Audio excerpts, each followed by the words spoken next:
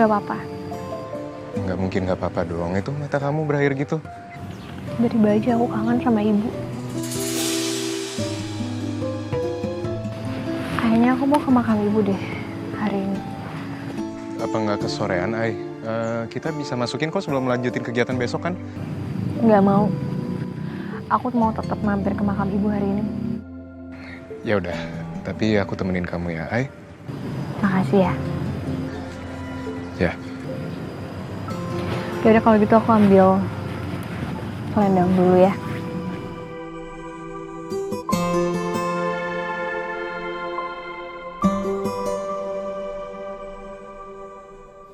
Aku gak punya teman lagi. Aku kangen banget sama kamu. Kenapa kamu ninggalin aku sih, Mas?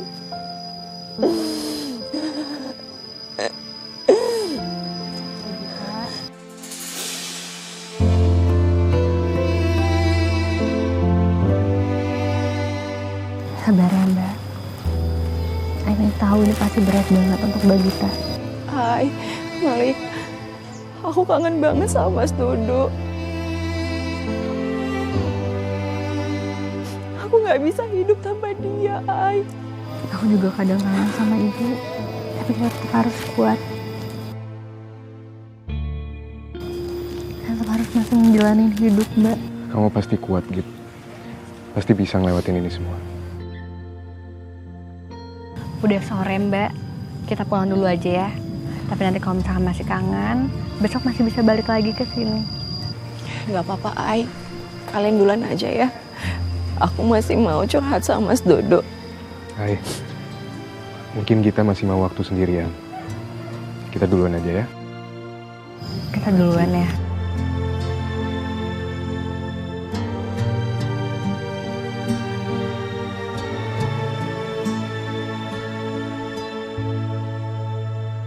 Mas,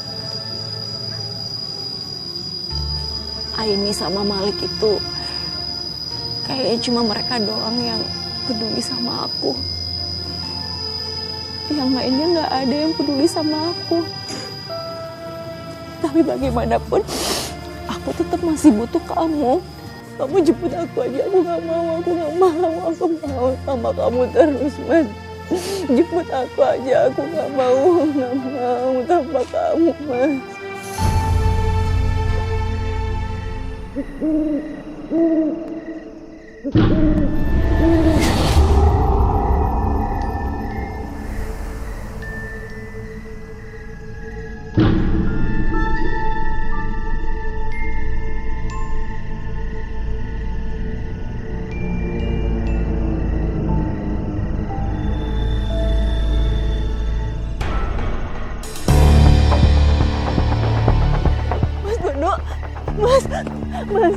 Mas, aku kangen banget sama kamu, Mas. Semenjak kamu pergi, ninggalin aku gak punya teman lagi, Mas. Rumah kita diambil sama ibu, aku gak punya siapa-siapa lagi. Aku kangen banget sama kamu, Mas.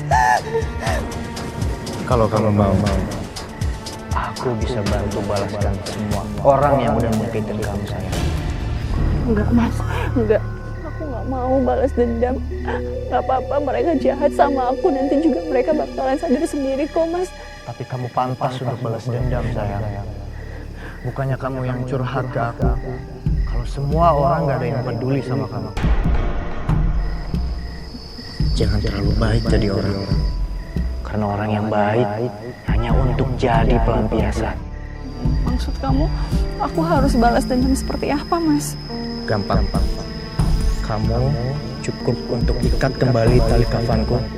Setelah itu, urusan kamu akan aku selesaikan.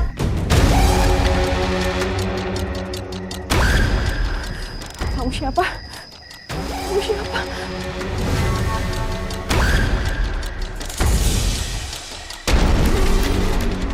Git, ngapain di makam? Mas? Mas Dodo? Kemana Mas Dodo? Apa yang barusan itu cuma halusinasiku aja?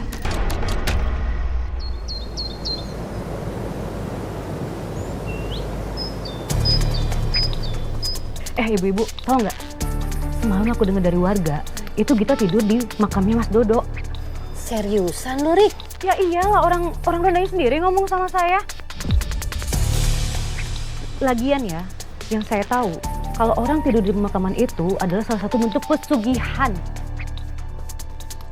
Nah ini saya semakin yakin nih, kalau Gita itu emang memakai pesugihan dan mencelakai Mas Dodo. Yang bener lu, Rik. Jangan ngada-ngada deh, ntar kita kena amuk lagi sama Bu Yeyen. Iya.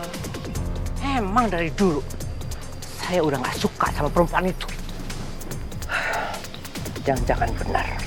Perempuan itu memang sudah guna-gunain Dodo, anak saya. Saya akan labrak dia. Kalau beneran dia pakai pesugihan, bisa bahaya dong. Bisa-bisa kampung kita kena sial. Iya bener juga. Nah itu dia, makanya sekarang ibu labrak ke sana. Ayo.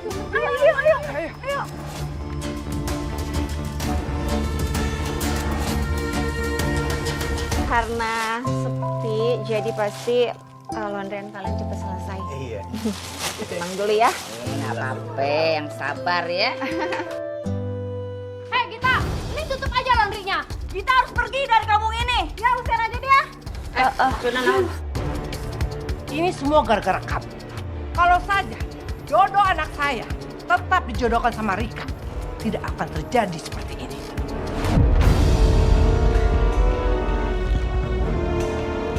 Gara-gara kamu, anak saya meninggal karena punya istri pesugihan kayak kamu.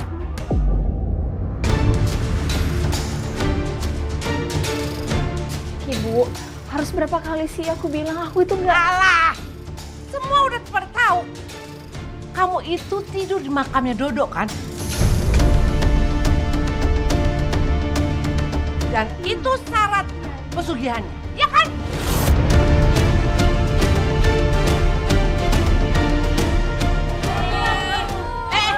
Ya sekate-kate lu kalau ngomong.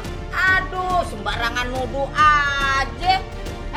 Kalaupun emang benar si Gita teh tidur di makamnya Dodo, eta teh bentuk dia karena dia teh sayang sama suaminya tuh tenang naon. Masalah buat kalian, ha? Udah. Kalian itu semua salah paham.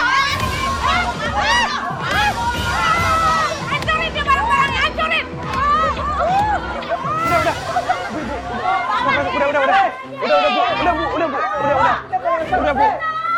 Udah Bu, astagfirullahaladzim, udah.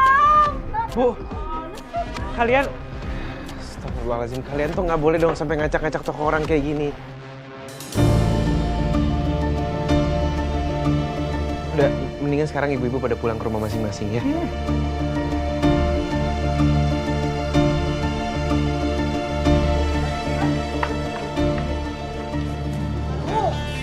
datang. Sabar ya Mbak Gita.